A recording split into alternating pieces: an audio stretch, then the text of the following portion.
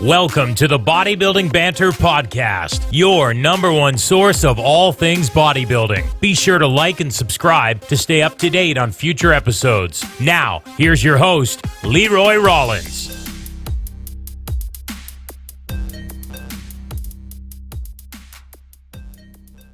All right, people, welcome to the Bodybuilding Banter podcast. I am Leroy Rollins, your host, with my man from Scotland, Chris McCreadie. I know it's late, and he's staying up late for us over there, but we're good. So, introduce yourself, my man, for the people that might not know who you are, what you're all about, and we'll just go from there.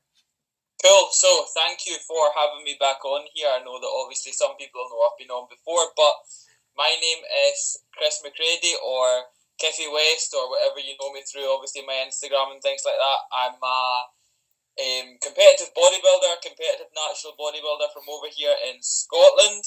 So I appreciate obviously having me back on the podcast. Thank you so much, and it's obviously so good to be back on. So I'm also a professional wrestler, of course, but many of you will probably know me as a competitive bodybuilder, or whatever you want to know me as, but that is really it. I'm 21 years old. I believe the last time I was on here I was 20, maybe. Yeah, I think so. we're a year later or something like that. That's cool. Yeah, to say that, it must be about a year later. Definitely. Right on. So, for those of you that don't know this man and don't know what he's accomplished recently, just walked away with the BNBF Northern overall junior and best wheels title, which is pretty freaking cool. So, talk to me about that, man. How does that feel? You did it. It's a surreal feeling. It genuinely still has not sunk in yet. It's been absolutely crazy. It was a big junior class, never mind. Also, obviously, there was, I think, 11 of us in total in the class, and also there was another teen in the class as well. So, around, I think it was 11 or 12 of us in the class, but with it being the junior class, obviously, that was the one I was judged in. It was a really big class. I was kind of nervous for that, never mind anything else, because usually, whenever I'm in, like, a junior class, it's maybe, I don't know, 2 to 3 competitors, 4 competitors max, and that's Sure. really it. Yeah. For it being a big class, it was, like, quite nerve-wracking at that, but I just kind of went in for it. Obviously, I was going to do my best. Initially, first of all, we were just aiming for a British finals invite. Yep. What is that? What is it? Top 3 get an invite? Yeah. I think the actual top 4 got, because it was such a big class this time, I think top 4 got an invite. Okay. So usually it's like first, second, third place kind of get an invite. So it was good that they were able to give out, that extra invite this time, because it was such a big class, and obviously they did believe that the standard was quite high. So yeah, it was cool that, and then obviously winning the junior class gave me that ticket, obviously, into the overall of the show that night. So being able to go into the overall was like, being able to go into any overall is awesome, to share the stage with like all the big people and stuff like that. And then we went on to take the best wheels, the best legs. So again, I can only take that as a positive. And being able to take the overall was just like a shock. That was like, that's cool, eh? Yeah, that was like, it was crazy. It was like, as I say, it's still no sunk in yet. You know Is that your first overall? Yeah. So I had that same thing in April, my very first. That's all I wanted was an overall. And man, to hear your name called, like, yeah, you win your class, and you're like, okay, like that's one check mark, and then it's like, okay, now we're battling for real in the overall, and to hear like, number 25, Chris McCreadie, it's just like, it was me for real. I was like, what? No way. It was like,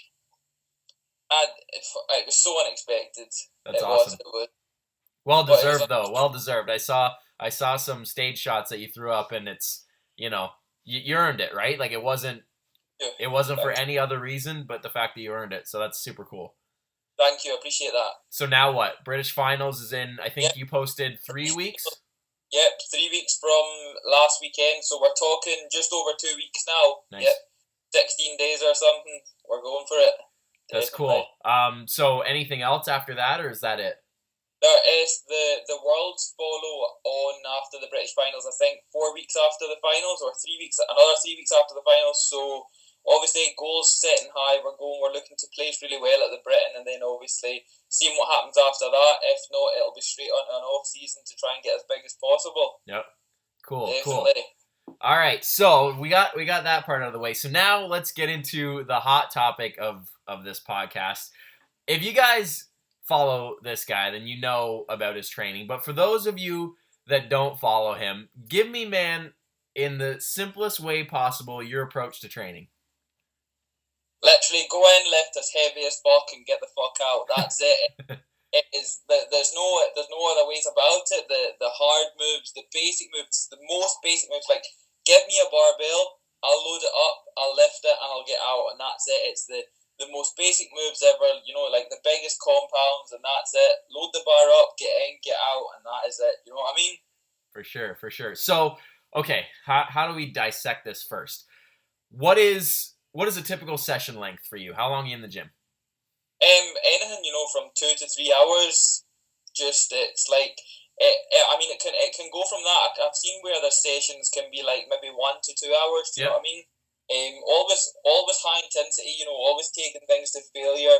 Maybe 1 to 2 sets max. 1 to 2 sets working sets. That'll be so basically. Like it won't include like warm up sets. Warm up sets on like compound moves can be anything up to like singles. Yep. And then we do working sets where volume might still be really low, so we might want to be taking things like 5-6 reps. But obviously we're taking like maybe 1 to 2 working sets, and then everything else. There's always like I do believe there's a time and place for obviously all the isolation exercises that need to be done and things, and that's like totally cool. But obviously that's at the end of my sessions. Right. Same again, 1 to 2 sets max, all fucking out, literally leaving nothing, don't see the point in it, reps in reserve, never left reps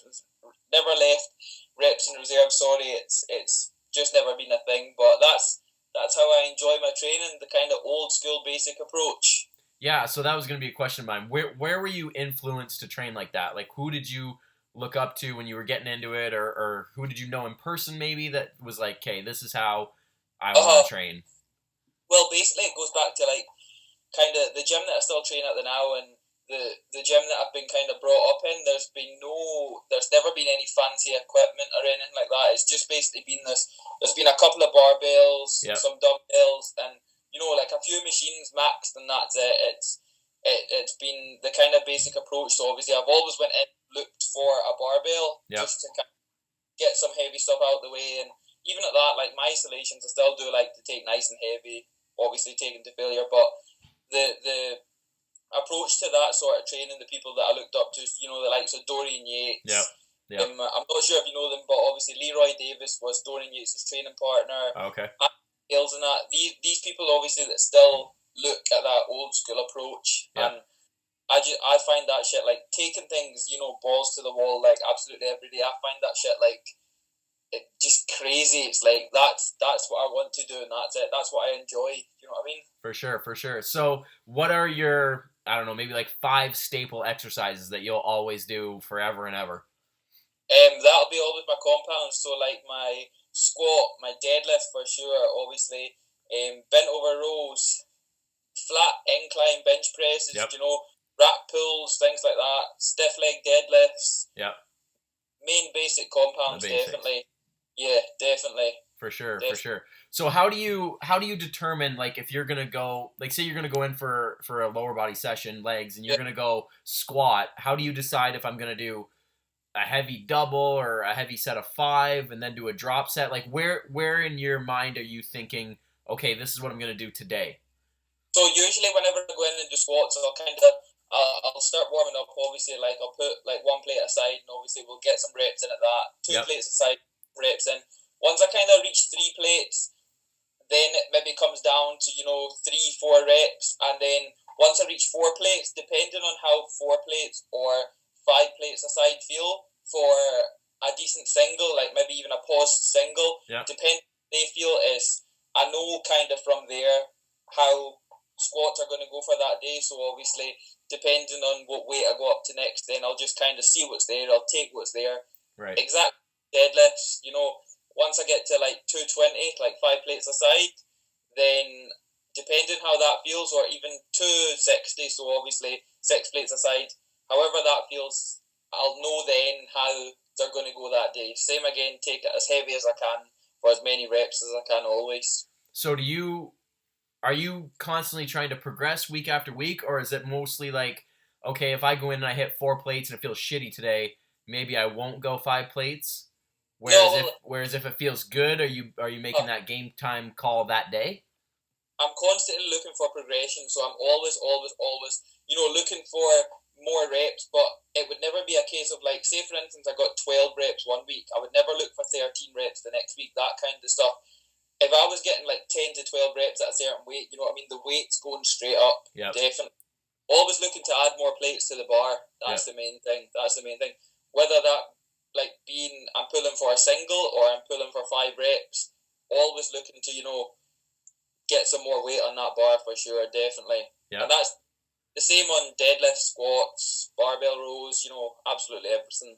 For sure. So you kind of touched on it before, and it's been a pretty popular topic in the internet right now with natural bodybuilding, and that is the train to failure versus the reps in reserve. So what is your opinion on that? You kind of touched on it, but maybe branch out a little bit more. Reps in reserve, to be quite honest with you, I don't see the point in it, and to be honest, the amount of people that I've seen, rave on about leaving reps in reserve and stuff like that, to be quite honest, they're like, they look like that. They're literally, like that. You never see like, dense as hell physiques. Yeah. Whilst leaving reps in reserve, do you know what I mean? Unless they're, like, unnatural, do you know what I mean? Yeah. But natural-wise, no chance. The people that you see with the really dense and big physiques, they're constantly lifting really, really heavy weights. They're constantly doing the basics. They're constantly doing the hard stuff. Do you know what I mean? So, like, opting out of doing a hard and heavy basic compound for, say, for instance, like a cuffed movement, a cuffed exercise or something like that, or even, something just like an isolation exercise. Yeah. I don't believe it's going to do anything. No chance. No chance. So then again, it goes back to leaving reps in reserve again. To be honest with you, that sounds like regression to me. Do you know what I mean? Yeah. Leaving something there, I would rather go all out always. Yeah, so even on like isolations, like you said, like even like a cuff lateral or a leg extension, like you're still gonna take it wherever it goes. Definitely take it to literally where you're finishing in partials, where you're finishing with nothing, where you literally cannot move the weight. You know what I mean? Yep. Definitely taking it as far as that. What is so another one that I got was about your form on some things. A popular one was your laterals. There's a lot of swing, but they're very heavy, right? Like you see a lot of people doing laterals with, 25, 30 pounds, whereas you're throwing 50s and 55s up with quite a bit of momentum. So share with me your thoughts on that. Yeah, so like, say for instance, like, maybe the first 2 to 3 reps, obviously the form's going to be better than maybe, 9th, 10th and 11th rep, but as long as I believe in my head that I can feel it where I'm wanting to feel it and know what's working, as long as in my head I know what I'm wanting to work and I do feel that it is working, then I'm going to continue doing it. Do you know what I mean? Exact same way, any move. Yeah, I agree. Like if you can, and that's the thing with someone who's in like bodybuilding specifically, who has like a very good connection with their muscles and contractions and stuff, like even though you're swinging 50s, like you can think about that lateral head pulling that weight up, right? Like, yeah, there's momentum, but it's still activation regardless. Exactly. And from like day one of me obviously starting to do things like that is it's worked really well for me. Yep. And I've seen results, I've seen all the progression, and in the end, like the end results as well as like things throughout the bodybuilding as well, it's worked wonders for my physique. Yep. So that's why I've continued doing it instead of opting out of doing that and maybe cutting the weight in half and doing it really strict and slow. It just wouldn't, like, in my head, it wouldn't do it for me. You know what I mean? So, like, I need to do what I enjoy. That's kind of the way it is. Yeah, for sure. Another thing I've been through as well, like, I'll do everything for, like, the love of training. I wouldn't do it to, like, impress somebody on Instagram. Do you know what I mean? It's never anything for, like, social media and stuff. How like that. ironic is that your shit is so damn impressive anyways, right? Like, you deadlift like 7 plates and everybody's like, okay, probably knows what he's doing. I love it. Talk to me about your split. So you are a minority, I guess, that still does a body part split. And again, like, this is where I get defensive about it, like, for you, is because how can you argue, like, the photo of you in that back double bicep is night and day, and everybody's still gonna come at you and be like, yeah, but bro, it doesn't work. And you're like, what do you mean it doesn't work? Look at the photo. So talk to me about, we're going to call it a bro split because that's what we refer to it as. But tell me your mindset as to why you still do that when you probably have DMs on the daily asking you and telling you that you shouldn't do it. It's always the same. It's like even going all the way back to the podcast that we done ages ago, and like nothing has changed in my split. Do you know what I mean? Like, the routines are never the same. Do you know what I mean? So it's like, and as much as people hate to hear it, it's like the body's constantly being shocked with like loads of stuff. Yeah. Do you know what I mean? But it's like constantly undermined. It doesn't know what's coming up next. It doesn't know how heavy this is going to be. It doesn't know about the next thing. But like today, for instance, I went in and done chest. Do you know what I mean? I had like a really good chest session. Obviously, I trained arms as well because I'm going to train arms every single day. But we'll get into that. That's cool. It's always just been a thing. So it's like, maybe Monday to, say for instance, Monday to Thursday, everyone will get hit once. Do you know what I mean? And then after that, if anything needs doubled up, like say for instance, I was to go in and do, back and shoulders or chest and back or something like that, to just, to get a little bit more frequency in again. Yep. Just because I enjoy doing that and that's really what I want to hit. But no, it's just always been a thing, and I don't know, I think I've continued it because I've enjoyed it, and for the love of training, it's worked for me as well. Do you know what I mean? So for sure, as much as people hate to hear it, it has worked. Yeah, so, you can't deny that, right? Do you do any direct work for calves and forearms or anything smaller like that? Like, I don't really see you post really anything about that. Do you do it and just don't record it, or what?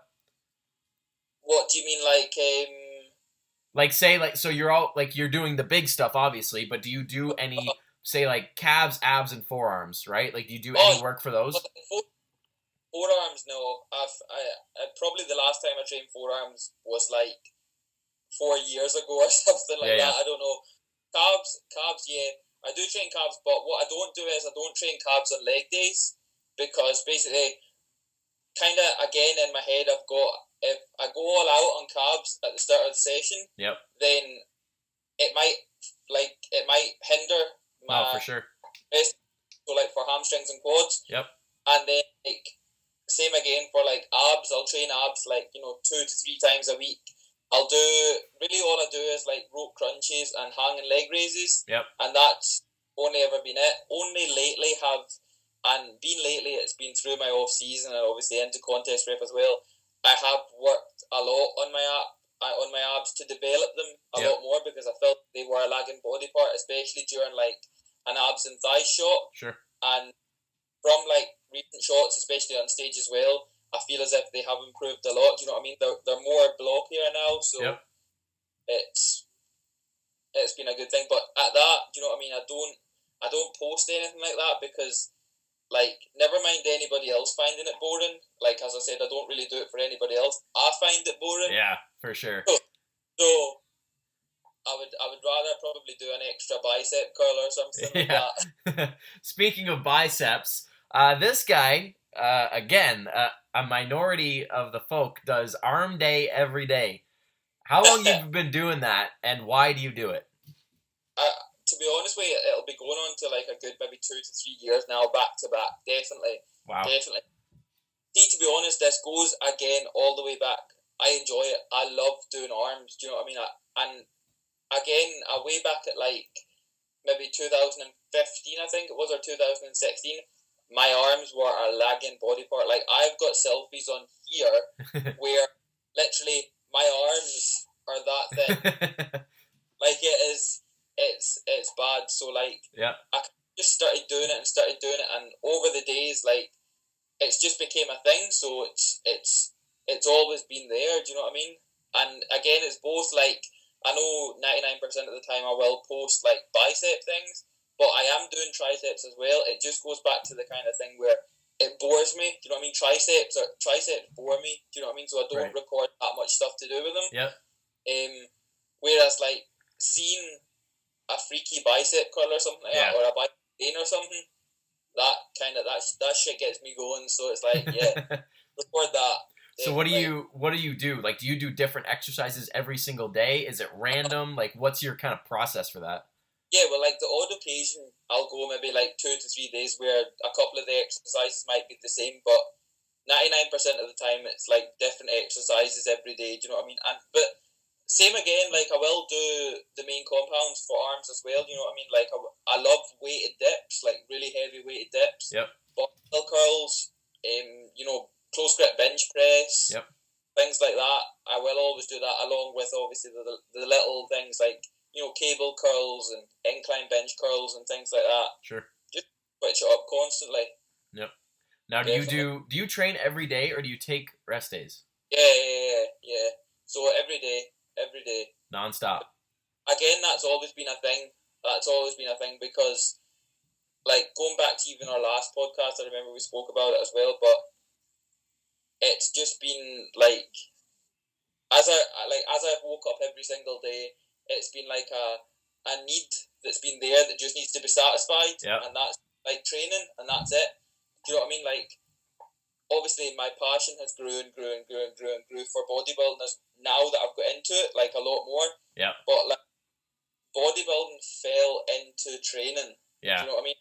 So like I never started training to become a bodybuilder. Yeah, me too. It fell into like my love of training, so and it was just like luck that my training obviously again suited bodybuilding. Yeah. So it was no, for sure. What was I just gonna ask you? Oh, how is your like recovery and stuff? Like, are you sore at all? Yeah, I do get like quite a lot of pain and stuff like that. But again, it's like, say for instance, like my chest or shoulders were like in pain. I'm maybe going to do them one day, but it's not as if I'm going to train them the next day. Yeah, they're getting like 4 or 5, maybe 6 days to recover. Yep. Say legs usually get hit once a week. Right. They've got the full week to recover, and again, legs are always the worst. Second day after, third day after, I am crippled. But if I don't have that pain, then I'm not satisfied. Yeah. You know what I mean? Yeah. Then I'll go back in and hit them again and be like, right, I'll show you. Do you have like, so there's a difference between like muscle pain and like joint pain. Like, do you have any like knee, shoulder, low back, anything that bugs you? Nah. On the odd occasion, maybe from like a deadlift or something like that, but nah.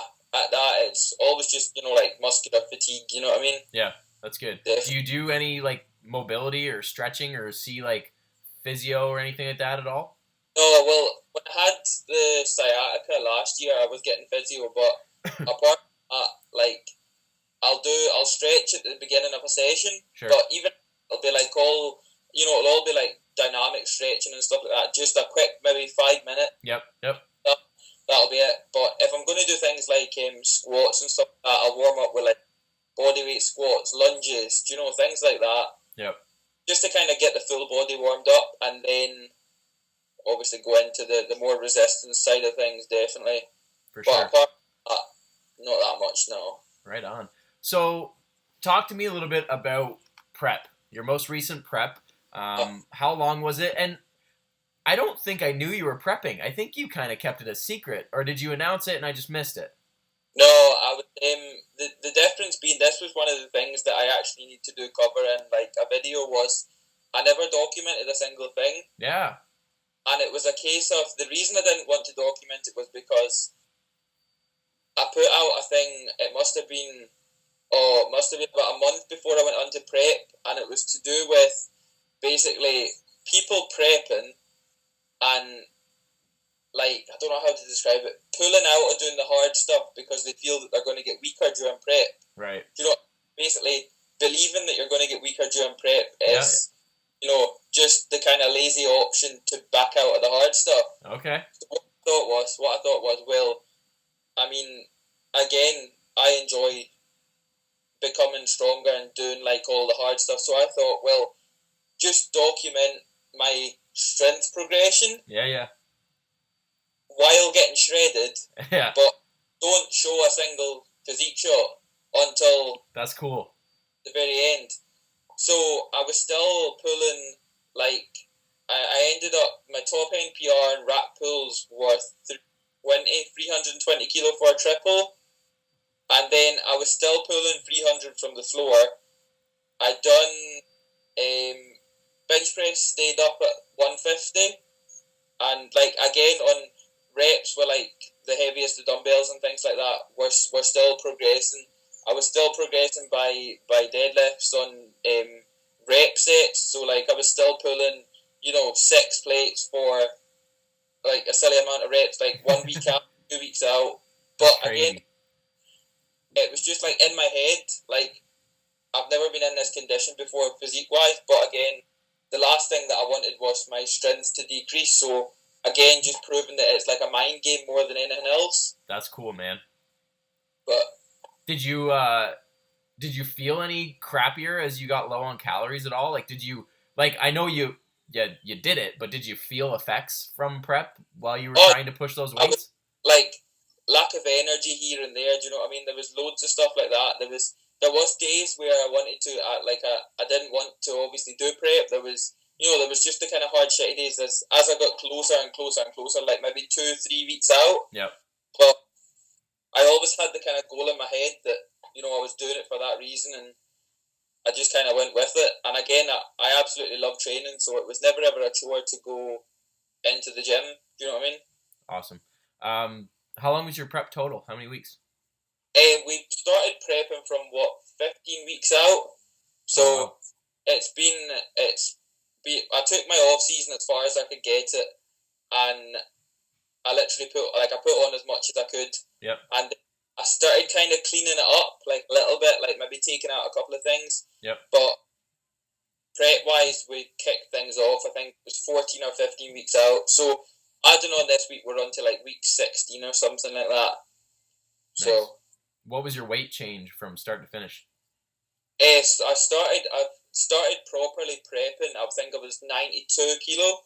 Okay. But off season, I took up as far as possible. So, like, I was away up at like 218, 219. Jeez. So, it was on. And for the record, you're what, 5'7", right?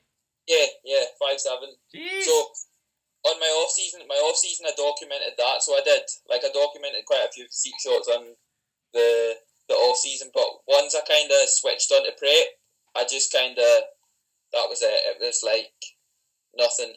But. And what'd you weigh on show day? Show day I was 84. So 84 kilo. I'm not sure what that is in pounds. Times 2.2. We're bodybuilders. We're not good at math. Where are we? So 84 times 184.8. Wow, you're a big dude. 30 pounds on me, bro. It was okay. But I don't feel as if I lost, like, anything muscle-wise compared to, like, last year or anything like that. I kept a lot, do you know what I mean? So, what was your calories by the end of it? How low were you? See, to be honest with you, I'm not actually sure how low my calories were. I was, like, kind of... the person who I was working with, Vicky McCann, she literally sent through, like, my food. And then that was it. I just ate it. Yep. You know what I mean? I never ever questioned how much protein, carbs, fat. It was just a case of I ate, but that was it, and that was it. You know what I mean? Perfect, man. Perfect. All right, dude. Well, I appreciate you coming on. I know our time change can be a challenge sometimes, but we make it work. Definitely. Plug your Instagram, man. Where can people find you? We're 2 weeks out. People got to follow this man. Oh, so my Instagram is @KiffyWest_, so that is KHIFIEWEST_. I also do YouTube now, which I'm absolutely loving. I'm enjoying. This man's getting big on YouTube. Get on that. Trying my best. So we've got that. We've got Facebook, but I'm sure throughout my Instagram you'll find absolutely everything because I'm on that literally 24 hours of the day. So Yeah, for sure. That will be linked down below so you guys can go follow them on Instagram. And dude, any last words for the people that think your training is dumb? just go the fuck with it. You know what I mean? Go in, load that fucking bar up and lift it. Get out. That's it. You got to fucking, you know what I mean? Go with it. Yeah. Definitely. Off season, you're looking to grow. I don't care what age you are. I don't care what's going on. You got to eat huge. You got to lift huge. Train like fuck. Eat like fuck, and just get on with it. Yeah. Definitely. Stand next to him on stage, and then we'll see whose training is dumb, right? There you go. Exactly. Can you see that? There we go. That's like a back shot. There it is. Oh, we got notifications now. We got notifications in the way. Anyways, find him on Instagram, and you will quickly be silenced by the man's progress. So, dude, I appreciate it again. You have a good night, dude. Thank you. You too, mate. I appreciate that, right? See you soon. You bet. Bye.